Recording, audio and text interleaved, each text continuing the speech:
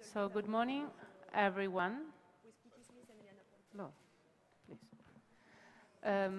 We are here today for the second Tavola Aperta here in Arsenale. Our guest today is Michelle Stuart, born in Los Angeles, not in New York, because there's a quick joke between us. So, she born in Los Angeles. She actually lives in Los Angeles and works in Los Angeles, but even in New York. Both. That's the matter. And that's the matter. At the beginning of the artist practice video, we can see her studio, and I think it's a very interesting place full of objects and photographs that are sometimes, I think, the most important part of your work. So can you tell us how do you start to collect these memories in your art practice? When? When I was born, I guess.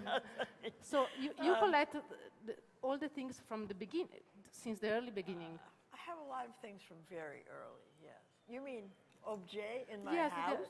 No, in your studio and the object you use That's in what I'm saying, in my studio, yeah.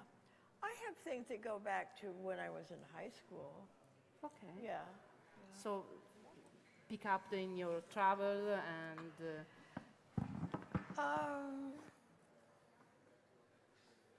When I was in high school, I was very interested in pre-Columbian art. So I started collecting little pre-Columbian objects. But I was always interested in the art of what used to be considered minor arts, the more ethnic arts, because they were different. Of course. You know, the so-called primitive arts. And yeah, from the very beginning. I don't know if we know why these things happen. I read a lot, and I read some very interesting travel books when I was in school. And it sparked my interest in different places. And cultures. And cultures. But also this idea of collecting from a place that you know, the idea of collecting seeds and putting them into seed paintings, or collecting soil from a space and incorporating it in the work. Right. A different kind of collecting. Right. But it's very relevant to the work. Right. Completely. When did you start doing that? Like taking something from a place and putting it in the work? At Catalina Island. And I went there when I was 6 years old, and it's an island off the coast of California. And I mean, this is kind of a negative, but I started collecting. There had been a ceramics factory on Catalina Island. And it, for whatever reason, I know not what the reason be, but it went out of business. So the shore was absolutely full of ocean-ground pieces of ceramic that they had been thrown out. So I collected a huge bag of these things, and my parents, because we were flying back, wouldn't let me take it with me. And it was a big trauma. And I think that was like when I really wanted to take things back with me. When I was on my own, I was going to do it, you know. So when I was traveling, I would always, we could bring back in the United States things very easily until a few years ago. And then it started getting more and more difficult. You couldn't bring things back from South America, or you couldn't bring earth back. A lot of countries have these rules. And fortunately, Italy doesn't. But I was confiscated in Japan for a long time, the work, when I was showing it there, because there was earth. And you're not supposed to bring earth back into the country, you know. And I'm sure there are very valid reasons for all these things, but I would start to devise you know, little ways of getting things in without anybody knowing it. You know? which was to buy tourist items and then fill them with what I wanted and then pour wax over them and stick a wick in it. And it was a tourist candle, right? Nobody ever looked at them. I mean, it was like totally terrible story, but true. Yeah, go on. Yes, so it was relating to the hurt itself, and quoting you wrote, maybe you said, how better to know a place than to know the hurt of that place. So that's one of the main theme in your... Well, at one point I was very interested in the stratification of the Earth because it depicted time. It's a perfect depiction of time. And depicting time is a very kind of difficult thing to do without being obvious. So it's a challenge, and I like that kind of challenge because time and place and memory are all kind of woven together in our psyche, I think. And I have a need to depict that. And I think if I, you know, depict it for myself, other people will enter into it. Yeah. They'll find a way. So even your relation with the books you read, and the books you made themselves, books that cannot be read as we normally read a book.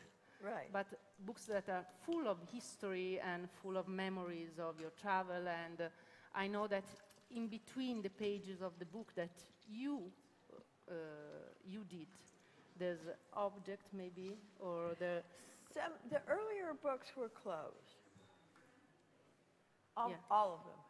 And then, or almost all of them. And then I started doing some in the 80s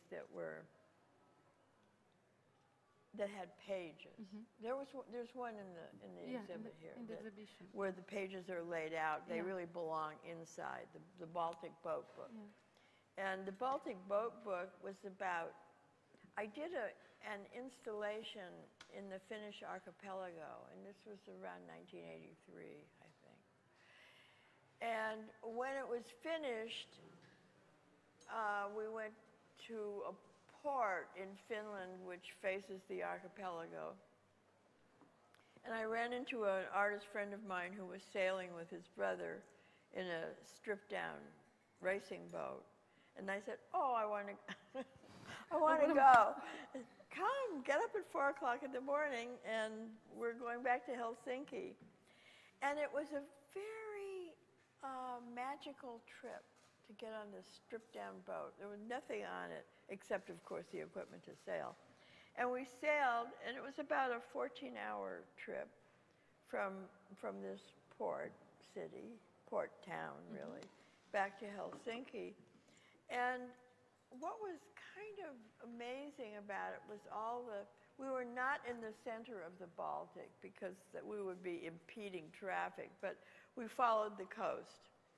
And in the center of the Baltic, these huge ships and smaller ships would go by, and this was kind of a constant flux of, you know, and I mean, this is, you know, before Russia had kind of opened up more to the west. And the Russian sailors would be waving to us in our little stripped-down boat.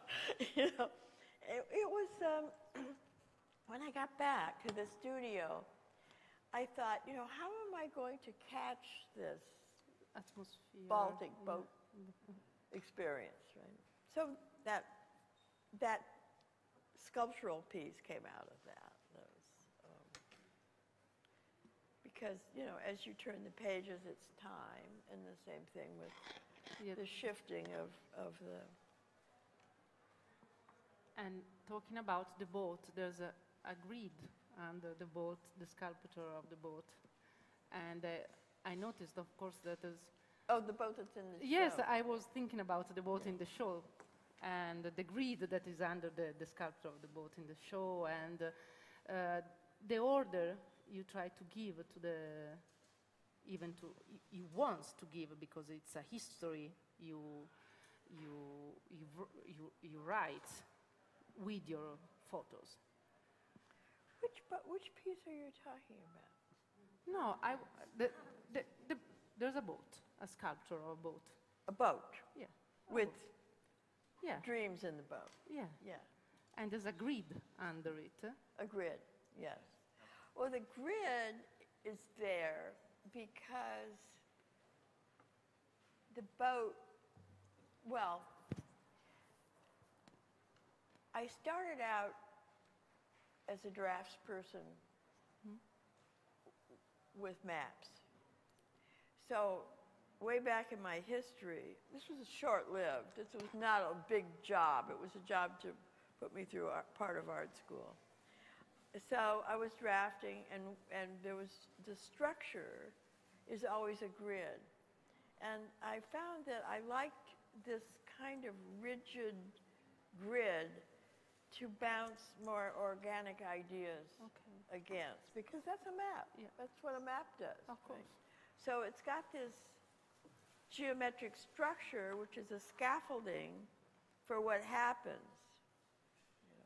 So it dates back to that kind of laying a structure for something that's actually moving the boat. And what is inside the boat is what the dreams that people have about whatever, you know. Each holds the other. The grid holds the boat, and the boat holds the dreams. Yeah. I don't analyze things when I make them. I'm just analyzing it now From the, yes. From it, you know. And even the photos, the artworks with the photos have an order, a specific order that you gave them to... Are you talking about the table? With No, I was the photo. Oh, the photos. photos. Yeah. The photos are in total disorder, but they're organized. Yes, they seems to be They're like very, our psyche. No, They're chance things that I place so that they work together and they create a new order. And they were... It's like writing a novel. Yeah. Yeah. You know? Yeah? You know what I'm saying? Yeah, and on each of your works, which are composed by a lot of photographs, you are working in a specific site. I don't understand what you're saying.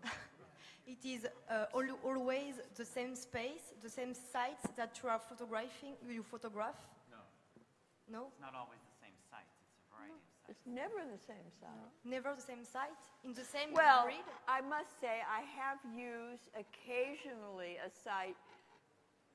There was a great graphite quarry that I found on the border of Honduras and Guatemala.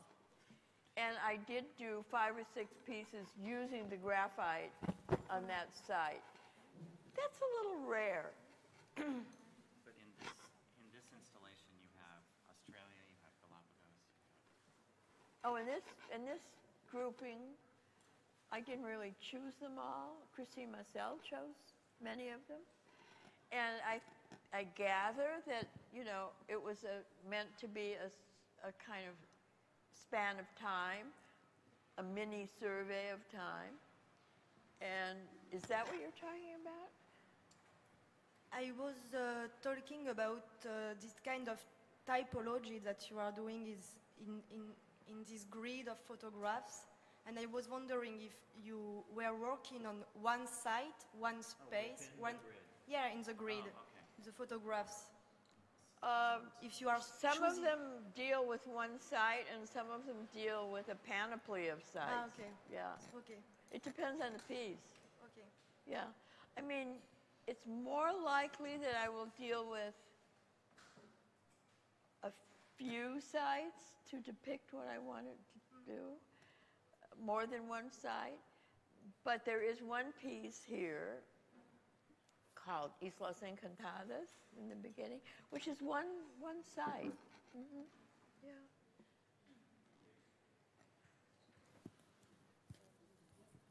Those Ethos and Cantatas, they are black and white, and you printed them on a special paper, no? You made really that's an normal choice? printing paper. No, Well, it's good, the black good and white archival choice. normal printing paper. What about the negatives? Yeah. I superimposed glass, 19th century glass plates so that it would give the sense of time. Yeah. Time and landscape might be... Well, the landscape were mine. I mean, I took them in the Galapagos, you know. There's a sense of time there, too, because I went in 1981 or 2, so that's a time. I didn't do the piece until a couple of years ago. But I keep an archive of all the photographs. Thousands. Explain why you wanted to make them look old. For the sense of time. But yes, well, that's a good point. The reason I wanted the sense of time was when I was in the islands, I felt that that was the one place that I had visited where I felt that it was such a strong sense of our beginning on Earth that just, you know, when we started to, not human beings yet, but when sentient beings entered the Earth from the sea. And the Galapagos is this perfect place to feel like that's where it all started. It still has retained that very, you know, simple landscape between land and sea. And it's rocky, and it isn't made into, you know, a garden, or it isn't made into anything that we made. It's still rough. And I remember on some of the islands you can actually climb to a kind of pinnacle, and it's hard, but I did it. And you overlook that island and a few others, and you think there's nothing really like it anywhere in the world. It's kind of totally untouched. There's no, at least I hope it's still that way, but that's how I remember it that's how it felt to me. It's about feeling. And this is even the theme of the origin of things, as in your works for the Niagara Falls, one of the first work, when you develop this. Niagara Falls. Oh, Niagara Falls. Sorry for my pronunciation. That was a piece that I did in I did drawings first. It was a place where artists were invited to go to do a temporary piece. Mm-hmm. So in 1974, I was flown up there, and I looked. You went up to get the feeling of the place. I chose my place, and then I went back and did a lot of research about the place and drawings. And maybe talk about Niagara Falls, what it is.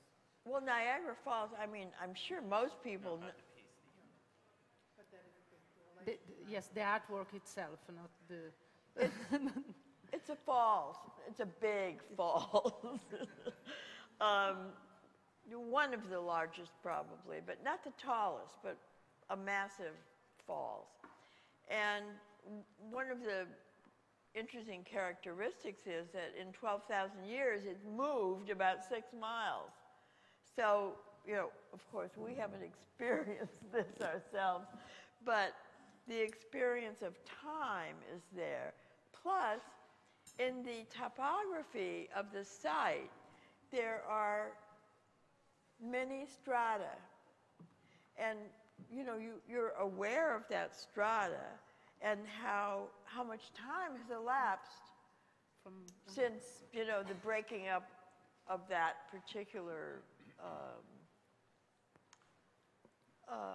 earth plate, you know. So my idea was to try to depict that in some way. And so I brought this very tough muslin-backed paper, and at first I rubbed it with different strata, and smashed it in, and then had this paper follow the topography of. It's about 460 feet high. And it didn't stay that long. I mean, they weren't supposed to stay that long. They were supposed to be there as an idea for people to come and look at and somewhat participate in. Mine was a little, I tried to make it more participatory when I was rubbing it because it's a big rub. You need it. And adults were not very interested in doing it, but children just loved it. Yeah. You know, they all got down into it. I mean, that was their, you know, their place. So, yeah. So the piece is like 400 feet long. It goes into the gorge, actually, tracing the topography of the gorge. So it was, but it wasn't permanent. I mean, it was. No, not permanent. It was semi-permanent. Can you use that? No, Thank you. It was like a semi-permanent. No, it lasted about 3 weeks. Right. But so kids came and Not while it was up, but before, when I They was did the rubbing rubbing. the earth strata into it. So it was taken from different strata of Yeah. the. So all the Well, a great big wind came came through. It's by a river. The other side is Canada. So it's a very, very, you know, strong current, and wind drafts, really powerful wind drafts come, and they took it. So it was a big scroll of paper down. It was plugged in, but it wasn't. That was part of the whole thing, was, you know, that nature would do its course. I mean, it was fine. But then you intervene. microfono. Pronto? You intervene. I mean, nature is nature, but then you do something, you make nature different, because, for instance, your pieces here, they are very beautiful, so they are arranged in a very different way. So, which is the relationship between, I mean, nature, that it's rough, as you said, and then there's the aesthetic, there's art. So, well, you know, there's a big difference between what you're doing outside and what you're going to keep inside. You could do something outside and bring it inside, and then you don't take it back outside because you'll lose it. I mean, another piece that I did outside was a piece, stone alignments, Solstice, Cairns. And I did that on a plateau in Oregon. And I don't know, it took us a week or two to find all the boulders and stones and build the cairns. It was a great circle, about 100 feet in diameter. And there was a central cairn, and then on the periphery of the circle, there were little circles where an observer could stand. And there were cairns that emanated out from the center of the circle that indicated the sunrise and the sunset and the north-south axis on June 21st. So it was a kind of a clock. And there was a moon aura, and and a moon crater that were also on the plateau that I built. What's the moon's aura? Well, it was a mound with an aura of stones.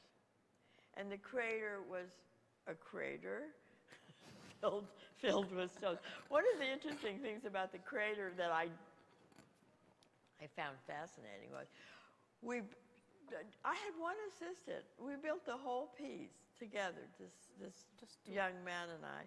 And we camped out there while we were building it. And unbeknownst to us, a bird was laying her eggs in the crater. And on the day of the solstice,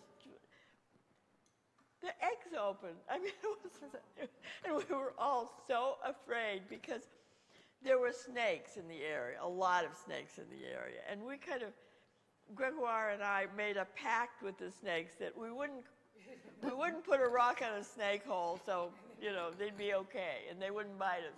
Because there were a lot of rattlesnakes. And they didn't bite us. They left us alone. But we were afraid for the little birds. I mean, so. It's like with the seeds. You did an artwork with the seeds, and then the bird put the egg that is his seeds in your artwork. So it's a kind of magic. You start working of with birth what you have to work with. Of life. Does that still exist, the Solstice Cairns? Well, actually, that's why I thought of discussing the solstice piece, because it doesn't exist in the same way that I built it. I mean, there was an earthquake. There was that. What's the name of that mountain? St. Helen. St. Helen. St. Helen. Right, exactly. That happened very shortly after I built the piece. So there were ashes, the earth was moved. There were people that were a little intimidated by the area because it was just very close to that area. Good for you. How'd you know that? Are you from Oregon? I remember that. You just remember, right? It's that area. Yeah, so a lot of time has elapsed. I think, when did I do that piece? 1979, thank you. Thank you. So how many years is that? Anybody good at math? I'm looking at Jose. Well, 35 years?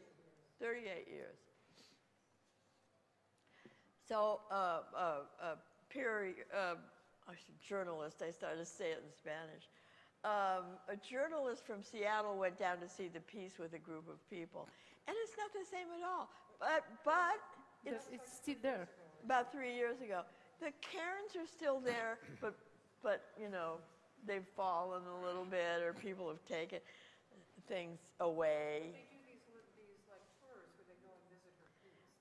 But I think I think it's kind of closed now. For a while, the person that owned the property left it so that you could just walk in a gate and get in. But I'm not sure that that's still true. There was no way. I mean, a developer owned the property when I did it.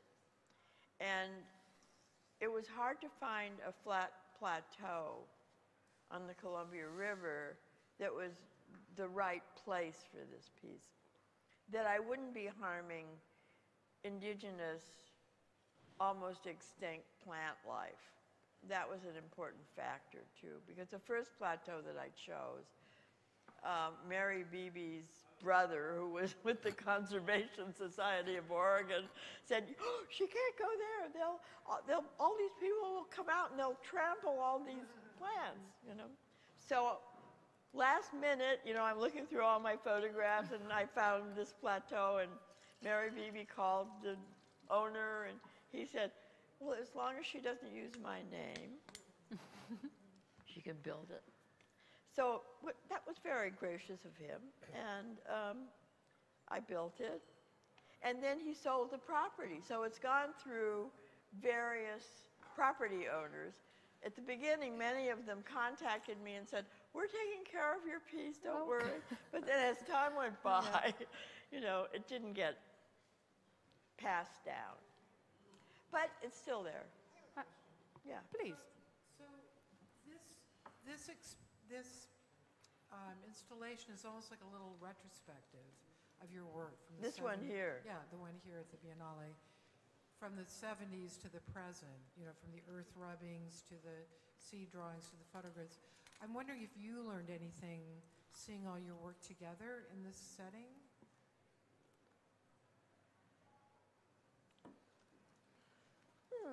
That's an interesting question. I had a very, well, you know, we've been hanging out, some of us, in the area. And yesterday I had a very interesting experience because some people come up and introduce themselves and some don't, but I noticed two women absolutely, totally engaged in Ring of Fire, which is the piece that, if you have seen the grouping, is right straight in front in the back wall of the... And Ring of Fire means really the Pacific because it's a series of volcanoes and etc. So I named it Ring of Fire because a lot of my antecedents went from Europe to New Zealand and Australia before one of them came to the United States. And I was brought up knowing all about that area because it was part of the discussion in my house. And so when I was an adult, I wanted to travel there and see what it was really like. And that piece came out of my several travels to the South Pacific, starting in the 80s and on. And so a lot of the photographs are mine, and some of them are archival. But it's my kind of psychic trip to the South Pacific. The objects on the table are from the South Pacific. And as I just said, the photographs are all from that area. And one of the women that came over to me and said, "Can you tell me about that piece?" And I could tell by her accent that she was a New Zealander. So I said, "You're from New Zealand?" And she said, "Yes." And these two women, I found it very gratifying that these two women got totally engrossed in this piece that wasn't specifically about New Zealand. In fact, maybe there were a couple of photographs taken in New Zealand there, but not specifically. And one of them was a Maori. Now, she wasn't a full Maori, but she obviously was a Maori. And this was her daughter, and her daughter was now a curator for the Metropolitan Museum in South Pacific Arts, you know. So I was like, we started talking, and it was a very interesting conversation because, you know, they wanted to know where my great-great-grandparents, when they came to New Zealand in the 1850s. And here was like a person who was an invader of New Zealand, who went, you know, in the British Army to New Zealand. And here was a Maori who was the indigent of New Zealand, you know, having this lively conversation about, you know, where did they go and what they did. And I mean, originally, they fought one another, you know. But it's kind of such a human engagement. So your experience here at the Biennale? Right here, yesterday. Yes, so it's positive because... Absolutely, absolutely. It was one of the questions. Not only How positive, was but kind of, Biennale? you know, you start thinking maybe about another piece or something. You know, I once did a piece... It's inspiring. Called Correspondences, which was a piece, as I said earlier, I was very interested in pre-Columbian art, particularly Maya. And I did a work, I can't remember when exactly, maybe 81 or 2 or 3. Maybe you know. Mid-80s.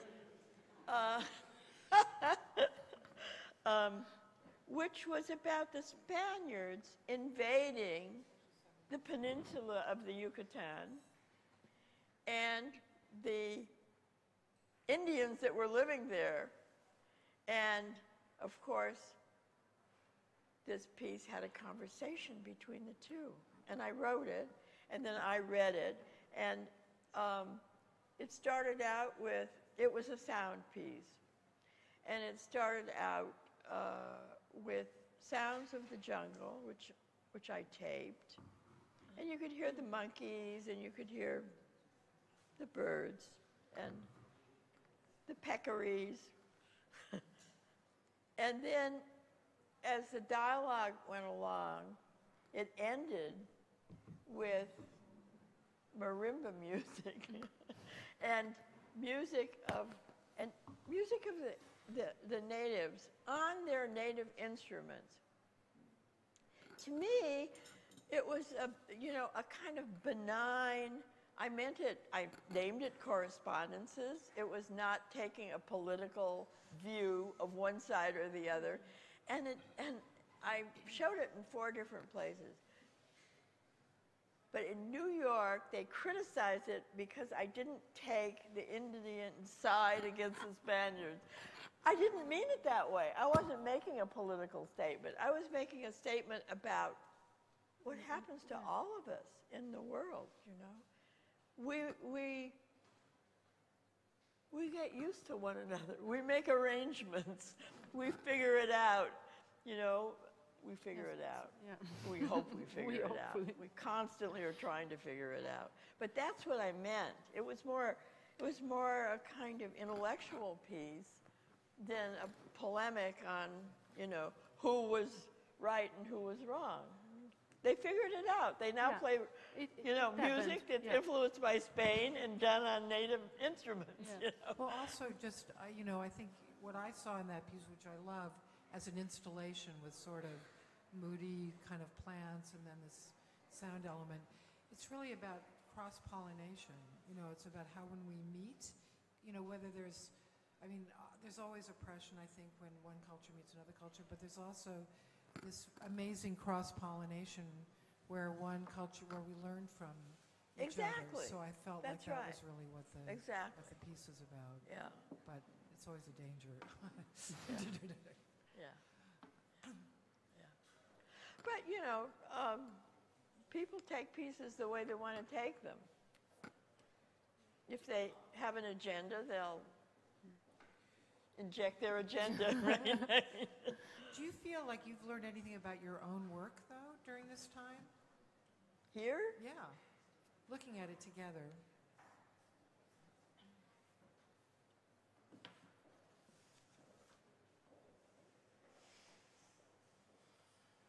Or maybe even I learned more from the public. Yes, I was thinking about maybe more from the public and the relation that you have with the public. See how the public, how people enter it and how what engage with you know. Actually, it would be very interesting to have more of that going on, where they felt free to walk up and say, you know, I thought this and that and the other thing, and how do you feel about that? That would be another piece. Yeah. You know, if you could tape that, it would be very, very interesting, I think. So now it seems that you are interested not only in media photographs in the latest works, but maybe in these recording videos and I'm very it can be in everything. I'm but interested. it can be. Yeah. Well, we'll see.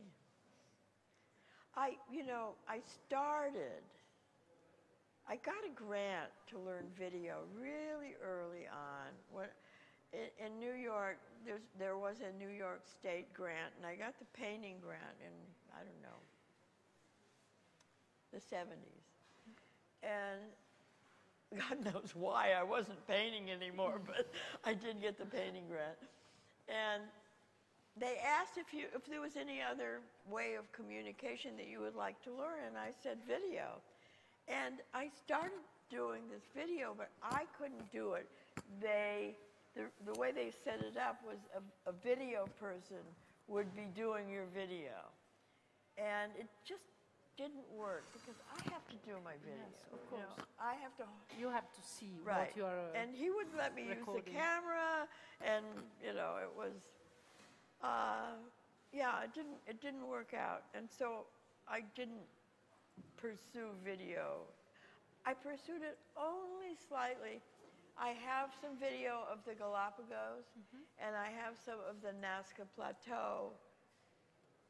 I did a large work of the Nazca Plateau, which is in the Museum of Modern Art, and it's using earth, but also using indented geometric lines, which the Nazca Plateau is an absolutely fascinating place in Peru, where the early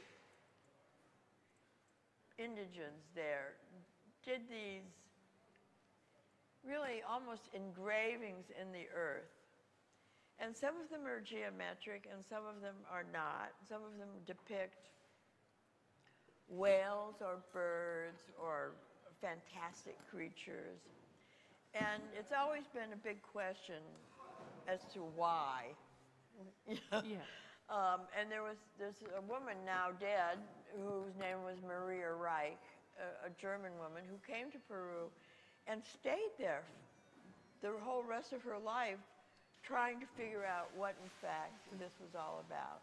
And I think it's probably about two different things, or maybe many more than two.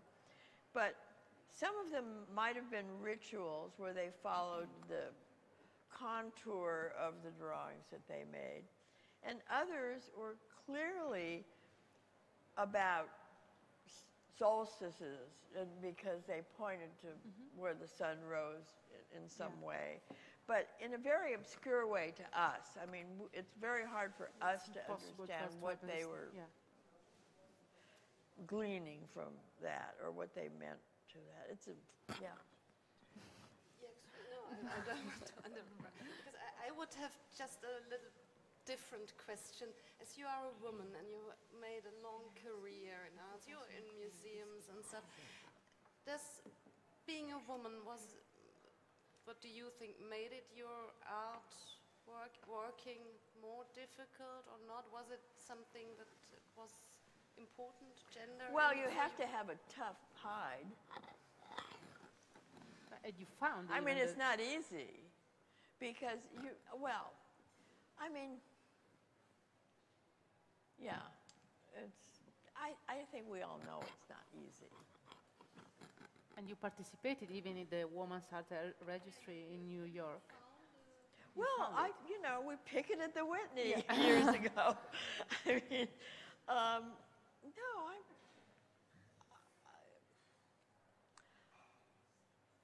that is such a large conversation. I'm like speechless because you could take it personally.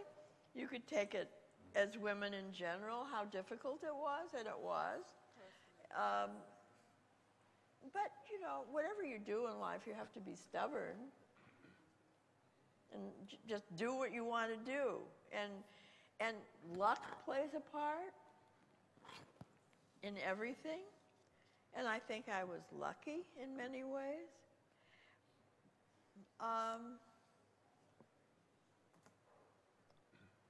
You have to be able to take rejection because you get it, But then, I don't know what that says. I mean, I don't know what it says.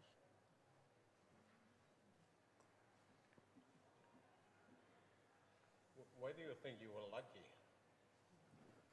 Why are you saying you were lucky?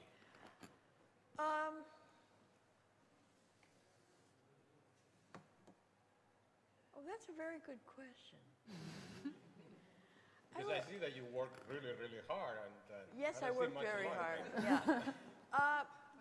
Quite by accident. Well, one, I did what I wanted to do. That's luck to have that kind of character. I attribute that to my parents. so I was lucky in parents, and I was lucky in people I met, who I learned a lot from.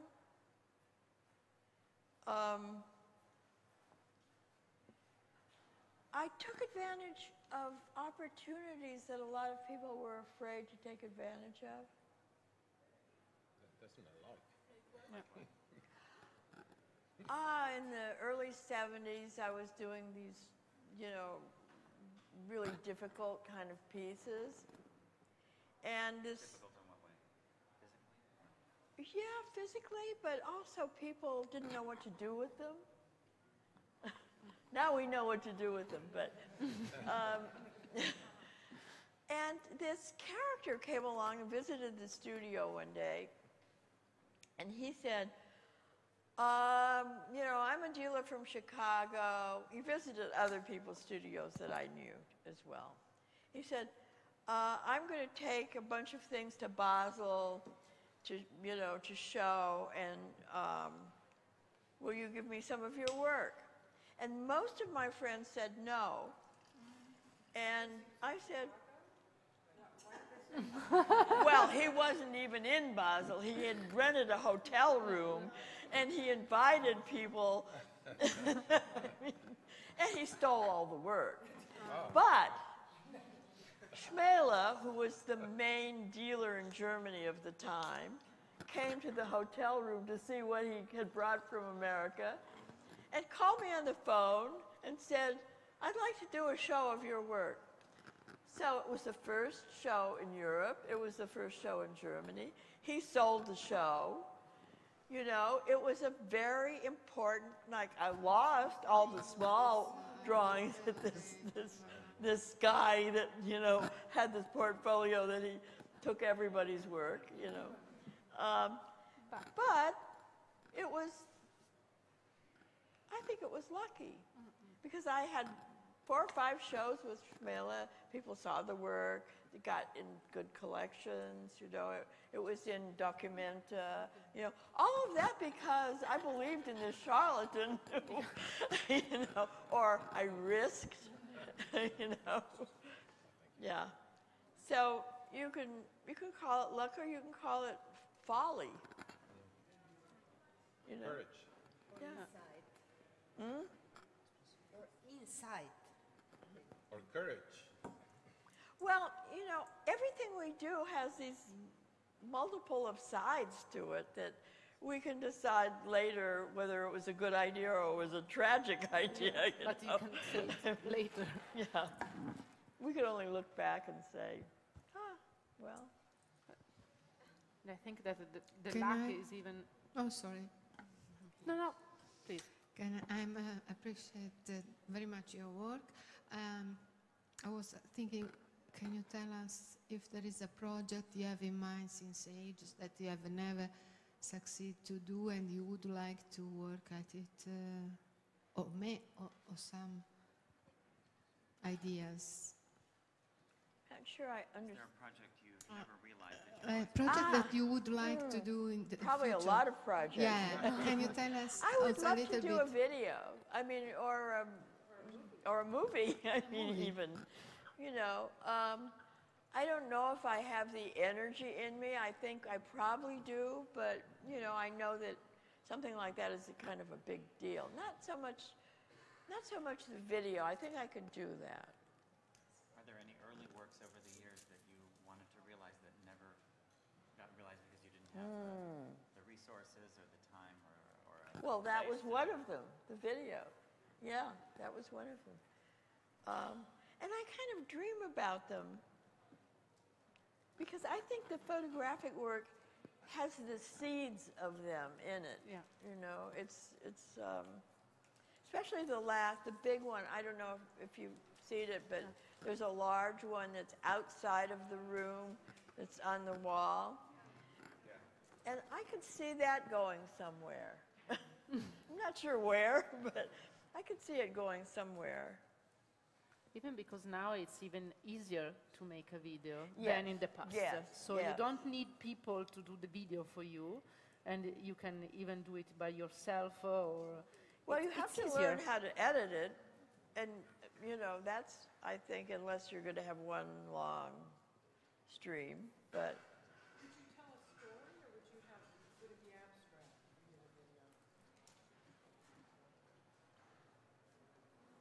You don't know till you do it.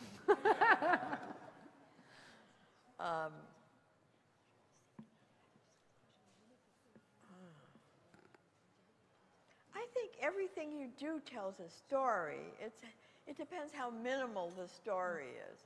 And sometimes the story that's minimal is maximal. I mean, right? Yeah. Because we all go into it in our own, with our own background and our own, what we want to see in it. And in fact, sometimes it's so ineffable that we can't even say what we see in it, because it's all about just divorcing ourselves from everything and entering it. And that, you can't even talk about that. I mean, it's, I need some water. Of course. No, I'm not eating that's because why I wouldn't be talking if I was eating. That's why I asked her to leave the plate at least, so she can eat it later. Yeah. So mange.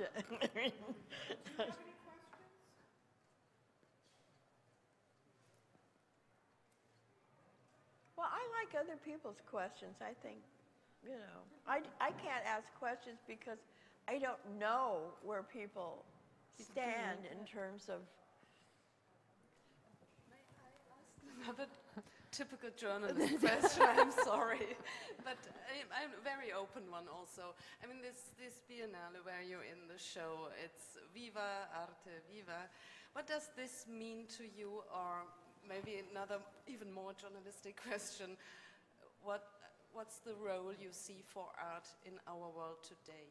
Well, I mean, of course, what am I going to say? Art is the thing today, because the world is in, I don't know, trouble. So art is our solace and our heart, isn't it? It can't solve any problems. It can't. Way, way, way, way, way back, when I was in art school, and I did work briefly with Diego Rivera, I thought, I'm going to make political art. And then I realized it quickly that you can't just decide to make a certain kind of art. I mean, you can't. So if something political comes out of your art, it's completely organic. You can't go to something and say, this is, you know the writer Sebald, the German writer who wrote in England? I love his work, and I did a piece which only later did I realize it was very influenced by his work, which was highly political, but only certain people would realize it. You know, it was about the kind of anxiety of loneliness and you know, not, and the disconnectedness of all of us in a way, and he particularly, I think, found that in the immigrants. And but there was, I used an image from concentration camp. You know, the long train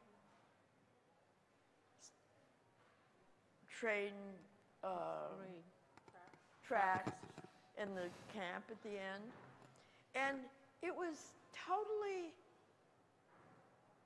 woven into these other images, and I don't think people really realized what it was.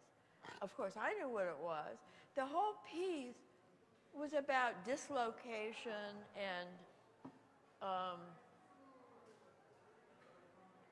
the kind of, I'm looking for the right word and I can't find it, but the displacement. Yes, exactly. That's one of the words that I would use. Yeah, that he caught, I think, so well in his work, and you know, it's not a depiction of his work at all, but it's my view of that displacement. Yeah.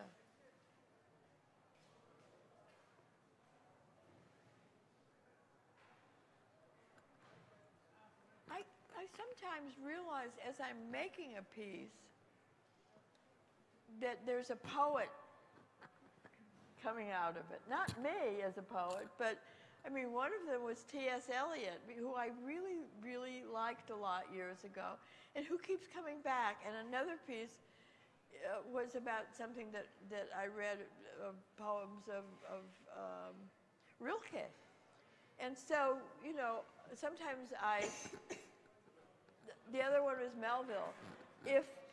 Las Ethos and Cantatas, I did not make up. Melville made that up. That was a series of sonnets he wrote about the Galapagos. So there are certain writers, and because I like to read,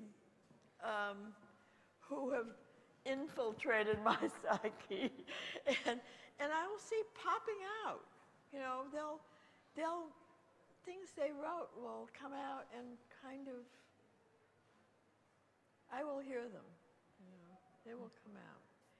And so, I mean, that's how we all are about memory. That if we had the means to exercise our memories like an artist does, that's what would happen, right? It would just infiltrate itself. And talking about political issues, not political, but ecological issues. You are in the Pavilion of Earth. You worked in the landscape. You work with Earth, and you photographed landscape that are uncontaminated or were. Some of them are contaminated.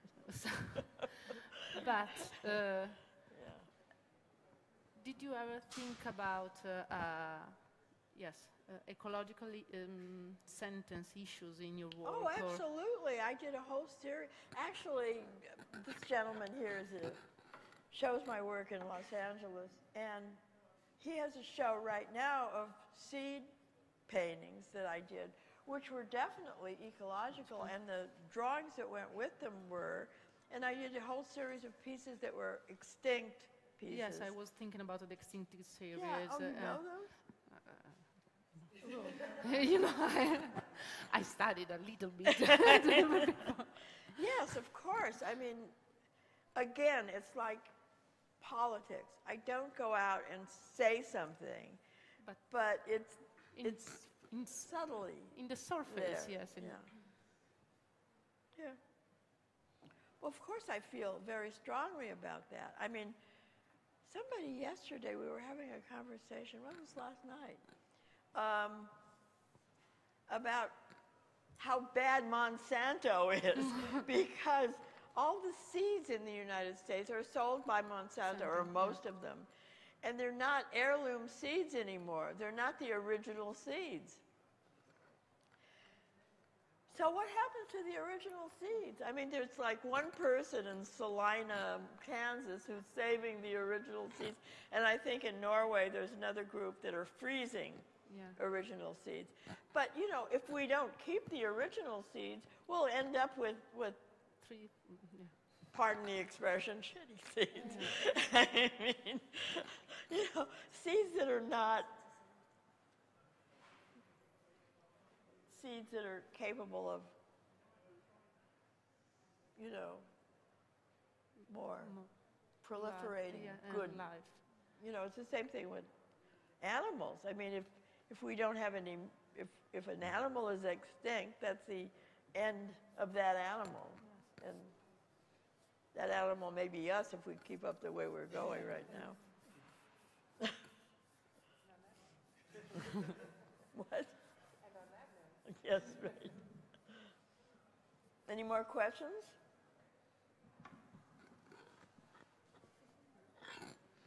Well, then cheers. Cheers. No. Me too. I have another. Ah, yes. Thinking about it, I think the fact that human beings, as long as they're human beings, there will be people because they understand that they're here to serve nature, and that they will keep going at that. Sorry. They will keep going at that process of recovering those seeds, recovering landscape. You know, I mean, it's very difficult because human nature doesn't always seem to want to consider the relationship between nature and humanity. And one of the things, when I went to see your show in LA, it was, for me, so arresting because I felt, in the sense that that's really what you were doing, is holding that memory. But even taking care Yes, of... and taking care of. Taking care, I think. And I think there are people who make art, who make fields of grains and all kinds of things, who will keep doing it, who are actually people and at this point who have become rebels because they are bucking a system that is so much larger, but they are doing it. So, you know, it's so gratifying. I don't know. I think we have to, I don't know what to say. I mean, we all know this, but how do you get it out? You know, how do you make this more public? Why are farmers not planting heirloom seeds? Why are they planting? You know, I think that the matter is that this is a public news. Everybody knows it, or lots of people knows it, but nobody take care of it. And, nobody takes you know, initiative. it's like it's a. I don't know if shift everybody between- knows it. Actually, I'm not totally sure that everybody knows. Not everybody, but Yeah. lots of people knows it. But there's a gap between what you know and what you feel you can do. And Right. Well, yeah. The person that just spoke is working on that. But I think it's fascinating that now the farmers are becoming the rebels too, along with the artists. And in fact, in the Midwest, it's not unheard of to have artists and farmers working together. I mean, it's sort of becoming really something that's happening. So I think there's, you know, it's sort of a fight for. Do you know lives. anything about other countries besides the United States? I mean, are they? Well, from my, you know, I've heard some people talk, particularly from South America, that they are very passionate to be able to kind of hold off Monsanto and the like, because now they're going into all these other countries, and they're making a really powerful argument about if we don't engineer these seeds, people will starve. In Africa particularly. It's a really complicated issue between all kinds of environmentalists. You know, and it's very difficult. But anyway, not, you know, I don't know where to go with it. It's so frustrating. I don't know where to go with it either. I mean, all I can say is everybody should take it back home and start working on it if they can. I mean, write about it, Yes, make it an issue. And maybe it's even the theme of this Biennale, making people think about it and think about life, viva arte viva, Well, thinking I about think- in a yes, positive that's way right. and make the spectator engaged in this theme that is not negative, but there's still a seeds of life and Yes. hope, joy. Yes, yes. Well, that's what seeds are about. Life. Let me ask you a question. I don't even, what is the With a- translation for, sorry, what is the translation for Viva Arte Viva? I mean, it's like live art, I don't know, what is that? Life Lively art, lively, life art, live. Viva, it's life, but it's even... Life, not life. No, yeah. Okay, right. Like Like, Viva Las Vegas, right? So, like long live art, but then why? And then Viva, it's like two Vivas. What is this? Is this your Long plate? life to art, even. Long live life, long live. But it's yes, it's impossible to translate it. Like- That's why. Like parade art, or sort of like.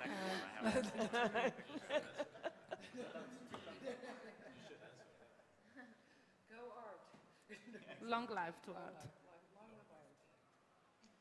Long live the life of art. We hope. So, Going back to the environmental issue, I think we had to connect that to the feminine and to religion. I think a lot of, if you look at the Genesis says the man should control the land and all the animals. And so I don't know where I'm going with this, but I think it's... No, I don't either. Well, I think we cannot just talk about the land by itself without considering all the other mental frameworks we have about the feminine and religion itself. Religion is a very I masculine... think religion has been a big problem. Right. That's my... Because we have a my male, personal- we have a male God in heaven, and See, I think religion should be personal. And not anything else. It shouldn't enter any political sphere. Yes. aspect of our existence. That religion is something, and it should be personal. That's my personal feeling about religion. Because, maybe it's because I feel very much an individual. I wouldn't want to be told what to think about anything. I'd like to make up my own mind. And I think one of the problems that we have with the issues of ecology and politics is that not enough people are taught to make their own mind up. They're just mindless or joiners or, not thinking out what the consequences of actions are.